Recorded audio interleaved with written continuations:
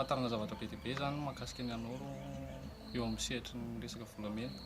Raha zaho manokana aloha tamin'ity taona ity vao nahafantatra ny fisian'ny anoro dia mitondra zavatra ho anahy zany ny fahitana fahatongavany anoro ty amin'ny polytechnique Androany.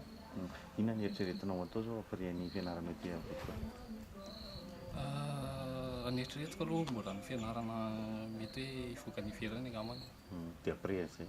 Ny après zay hiverina eto Madagasikara dia hitanao iny ianao zany? No mpitrandraka sa no? Azo atao ilay hitrandraka fa mbola tsy dia any loatra aloha moa tsika eto amintsika tsy dia mandeha loatra ilay fitrandrahana. Mety ataoko angamba ny resaka eo trakoko amin'ny resaka lalàna mba hampandrosoana ny fitrandrahana. Ohatry ny tanjona rehetra moa zany hoe hampandroso an'i Madagasikara dia mitovy amin'ny anazy ihany hoe any amin'ny resaka hoe lalàna hoe ahoana ny hanampiana Madagasikara satria tsika moa zany hoe manankarenarena kibony tany dia hoe ahoana no hampandrosoana antsika amin'ny lalàna ireo dia miresaka momba amin'ny politika kokoa momba any izay no tena eritreretiko. Lalàko zany sy ny eritreretiko zavatra ho atao rahatr' izay.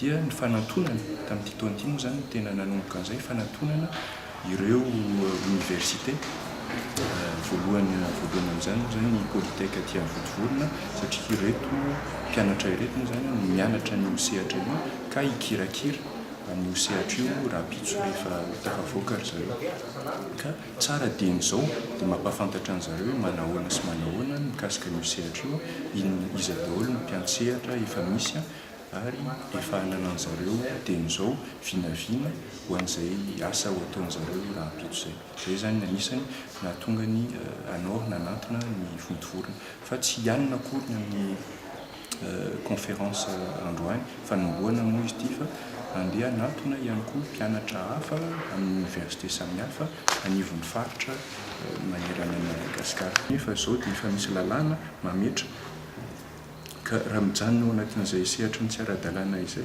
ireo mpisehatra ireo dia mety hisy ny karazana sazy azo an'zareo dia ny fidirana amin'ny ara-dalàna amin'ny fomba tsotra araka ny fanlazaiko teo ny fepetra ilaina amin'izay dia manome azy fitoniana anao an'izay asany ampilaminana izay ary koa tsy ho azona fitapitaka na izy io na mpitrandraka madinika azy io na lehibe dia izay fanarahana lalàna zay dia mitondra izay tombotsoa zay fitoniana filaminana ary ahafahany satria asa mahavelona lazaina fa tsy dia mitondra voka-tsoa izy ity fa na ireo mpitrandraka madinika aza dia amin'izay dia efa mamelona fianakaviana marobe io asa izay ataon'izay ka ny fidirana ao anatin'ny ara-dalàna dia manome alalàna manome alalana azy hanao an'izay asa izay anatin'ny filaminana tanteraka.